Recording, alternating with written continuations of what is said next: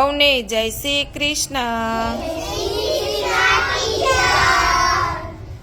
આજે તમારે ઝાડના નામ બોલી આવકાર લેવાનો છે। બોલો મેઘભાઈ। આંબો, વેરી ગુડ, પીપળો, સરસ, જાંબુડી, વેરી ગુડ, નારિયેળી, વેરી ગુડ, જાંબુકી, વેરી ગુડ, સરસ। સ્નેહભાઈ ઝાડનું નામ બોલવાનું છે। ઝાડ જોયું છે ને? તારા બારણામાં પણ ઝાડ છે, બોલો શેનું ઝાડ છે બારણામાં? કેરીનું। કેરીનું શું કહેવાય? કેરીનું ઝાડને આંબો। શું કહેવાય? આંબો। ઝાડ, આંબો, વેરી ગુડ। રવિભાઈ બોલો।